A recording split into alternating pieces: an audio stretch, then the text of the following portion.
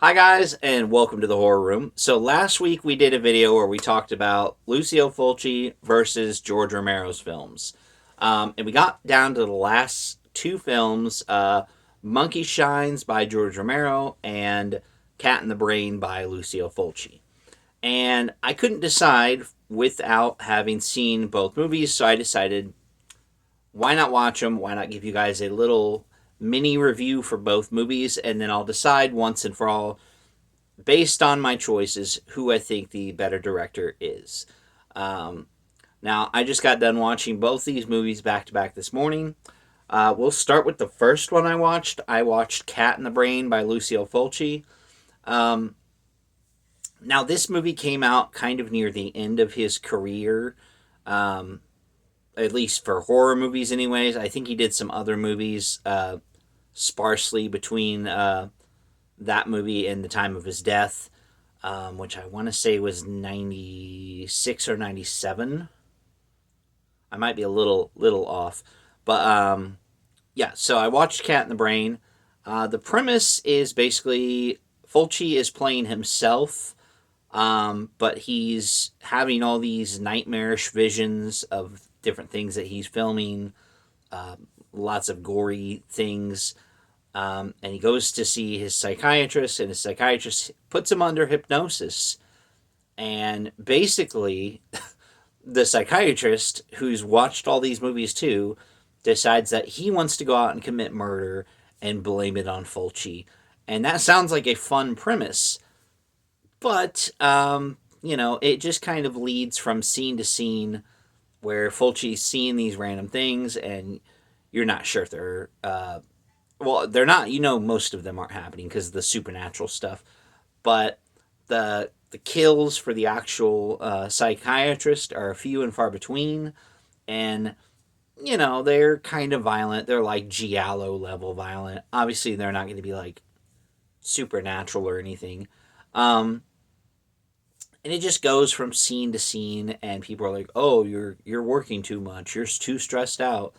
Um, and he goes to visit this family near the end of the movie, and he pictures them all getting killed in like horrible ways, including like a little kid getting his head cut off. Um, but the guy, the the guy he's come to see, I can't remember his name, Gialli or something like that. I don't know. I can't remember. Um, yeah, he's like, oh, if they're dead, if they're all dead in there, you can help me just get rid of the bodies. And it's like, dude, that's your family. Even if you know they're not in there, that's kind of a messed up joke.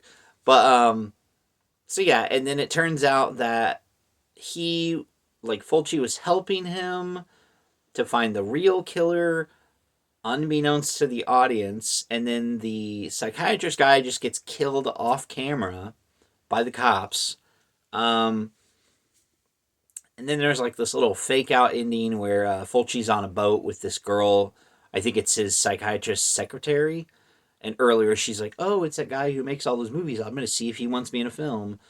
But then later on, she's like calling him a jerk or something like that. And then at the end, she's on the boat with him, and he's like, "Oh, will you go get me some bait?" And she goes down below, and he follows her, and then you just hear chainsaw sounds, and he brings up like a plate with like severed fingers and ears. And then he's like, "Ah, did you get the shot?" And they're like, "Yeah." And it's like the crew's off on the shore filming it. And then he's like, "I'm going on vacation." So, Cat in the Brain was it was interesting. I'll give it that. It did have some cool practical effects. Now the title of the movie literally only comes into play twice, and that's during the opening credits. They're showing like a fake cat puppet like chewing and crawling around in brains, and it looks kind of silly. And then later on, he says it feels like there's a cat in my brain. I guess that's a phrase for when you're having psychotic episodes. But yeah, the gore in the movie is top notch as usual. Even though it had a low budget, you can tell that most of that budget went to the practical effects. Unfortunately, it didn't go to any story, and I mean, I there's some potential, with a director of horror, like all these horrible movies starting to like lose it, and then someone wanting to take advantage of that. It just didn't feel quite as structured, in my opinion. Um, it was a quick movie though. It's only an hour and a half. Yeah, an hour and a half runtime. So I can't knock it for that. So if you haven't seen Fulci's Cat in the Brain, there you go. You've heard me rant about it, but you can still watch it. There's plenty of weird, entertaining moments to watch throughout. Um, oh, and I forgot to show you because I was going to hold them up as I talked about them, but there's Cat in the Brain. I definitely can't show you the back. Um, and then we have Monkey Shines, which I didn't know this was a George Romero movie for the longest time, but I did know that cover. Um, and I remember watching a while back, Cinemassacre did a review of Monkey Shines, and James Rolfe always has an interesting take on various horror movies, but it was always just like, I'll get to it when I get to it. Similar to The Dark Half. That's another George Romero directed movie that a lot of people probably haven't heard of, and it's based off the Stephen King book, The Dark Half. And I really enjoyed that movie when I watched it, so why didn't I watch this sooner? Because I think this was a really fun movie. The runtime is probably my only complaint. It does feel a little long, um, but it's a good movie. Trying to remember the main character's name. Blah blah blah blah. Okay, it doesn't say his name. I think it's Alan. I think it's Alan. I'm just gonna call him Alan. So Alan, in the beginning of the movie, it's got like he's going out, he's running, he's got like bricks in a backpack. He's, I guess, training. And he gets hit by a car, which leaves him quadriplegic. Which, if you don't know, that means he's fully paralyzed from the neck down. And this guy was actually in the movie using one of the wheelchairs that has the stick where you move it with your mouth. So that's pretty good. That's dedication to the role. And then you see all the different things that he has to have around the house to help him. There's some nurse, I think her name's Marianne, and she's got a little parakeet that flies around, and she's such a bitch. Like, I did not like that lady at all. You'd think, being in house care, hospice, whatever you have you, um, that you'd be a kind, gentle person, but this lady is just so cold and unlikable. Like, she's always talking down to him. Um, and later on, when he gets the monkey, she's like talking about the monkey like it's a rat or something. Like, yeah. So, anyways, um, so this guy gets into an accident, and he has a friend who is experimenting with monkeys to like make them smarter, and he's like literally taking like human brains and shaving some of it off and making like a serum with it. Um, and this guy who's gotten into the accident, his girlfriend leaves him for the doctor who did his spinal surgery. Well, failed spinal surgery because he's in the wheelchair. Um, but his friend's like, well, maybe I can help you out, and he finds a lady that does research with monkeys, and she trains them so they can help disabled people. So he says, well, hey, I got this monkey. He's perfectly normal. I haven't been injecting him with steroids every day. I'm going to bring him by, and I want you to teach him to take care of my friend. So, it for the first like 30, 40 minutes of the movie, it's kind of a sweet movie. Like, you feel bad for this guy. Everyone's kind of left him. Like, his mother is like overprotective and coming to his aid even when he doesn't want it.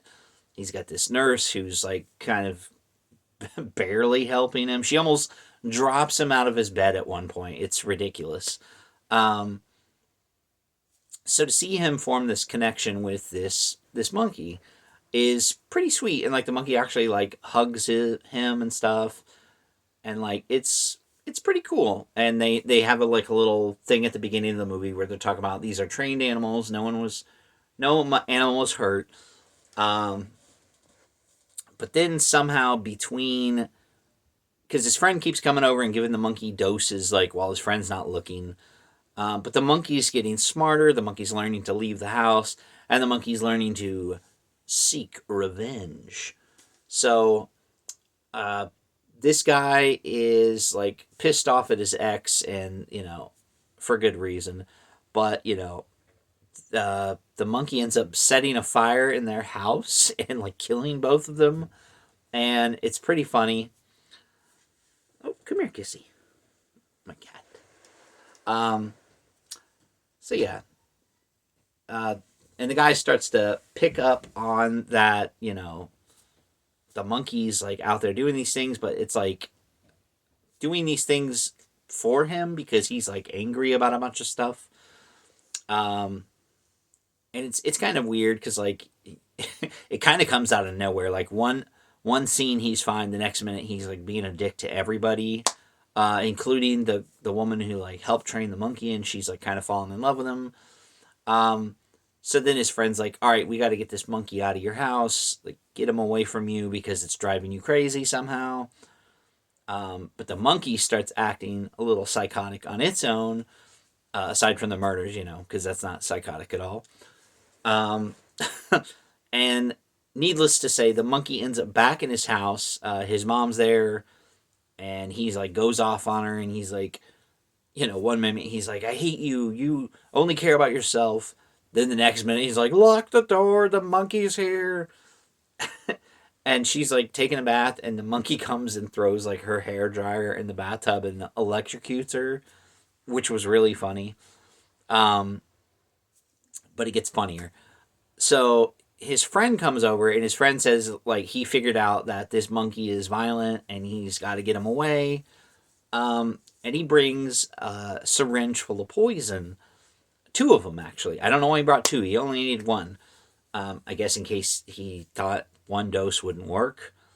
Um, but needless to say, he's chasing this monkey around, and he ends up getting stabbed with the syringe by the monkey, and he dies. The guy is like trying to use the phone because it's like in the kitchen ringing. Like the monkey chews through one of the phone wires, but the other one's still ringing. So he goes in the kitchen. He's like backing his chair with his mouth up into the wall so he can knock the phone over.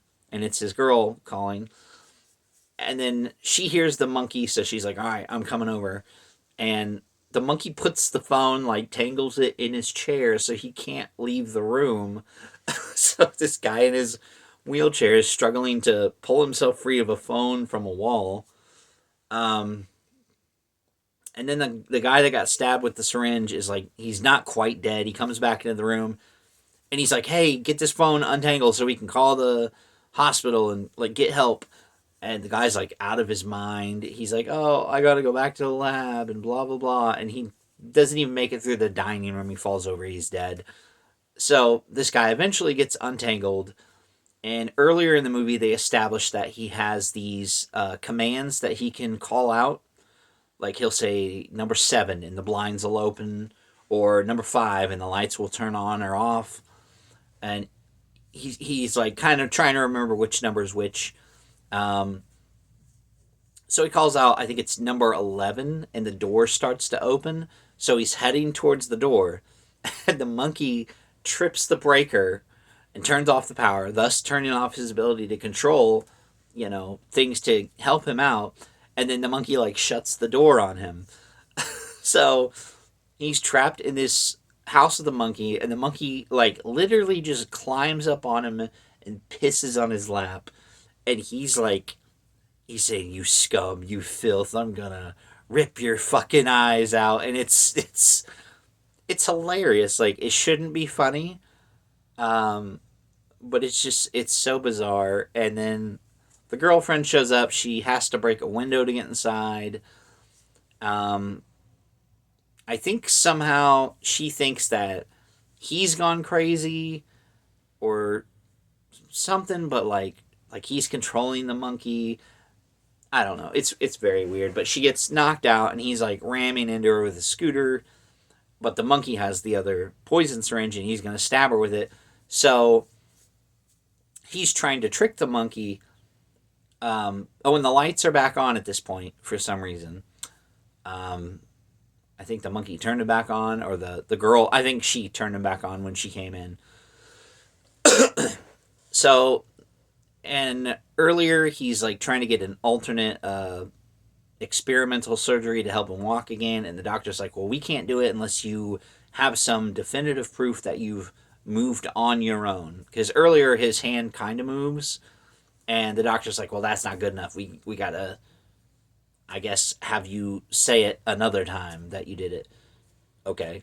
Um, so the monkey's trying to like stab the. Well, he's like kind of playing around. He's like on her cheek, almost in her eye, which is like, ugh. Um, and then the guy ends up forcing his hand out of his chair onto the table where there's a music, like a cassette player. And earlier we saw that the monkey likes music, so he hits the play button and he's like, hey, come here, like, come up to me. And, you know, you're like, oh, you know, the monkey's gonna hug him like he did earlier. It was obviously a fake, a prop, but it was so funny. He bites down on the monkey's neck and then like flings him back and forth like a damn dog, and it was just so damn funny. Um, and yeah, obviously he kills the monkey, and it has a happy ending. Um, I gotta say, aside from the runtime being a little longer than I would have liked, I really enjoyed it. I thought it was a pretty good movie. I don't hear anybody talk about this movie, and this is like, in all honesty, this is probably the most normal George Romero movie there is. It's got, you know, a decent plot. It's got likable characters, even like during some of the douchey moments. The monkey's super cute. It's pretty cool to watch it do these things that you're like, you know, they had to actually train this monkey to do these things, and this is based off of a book. So that means back when this book was made, there was already research and stuff for animals helping disabled humans. Um, but I just think it was a pretty fun movie, pretty good movie. And so that is why I am saying that out of Cat in the Brain and Monkey Shines, I would highly recommend Monkey Shines if you guys haven't seen it. Um, so that means that George Romero is the winner of this little battle.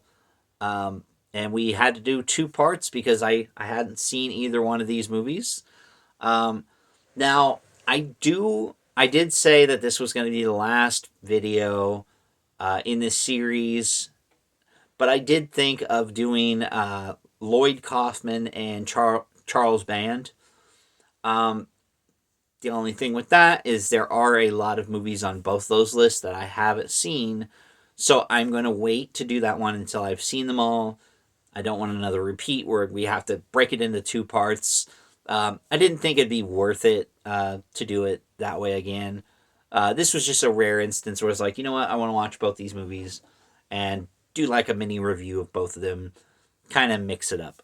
But yeah, so we'll eventually do that other versus. If there's any other directors that have made at least 5 horror movies that you can think of that you'd like to see square off, write them down below, and maybe we'll do one of those videos in the future. But until then, thanks for watching, guys, and I'll see you next week.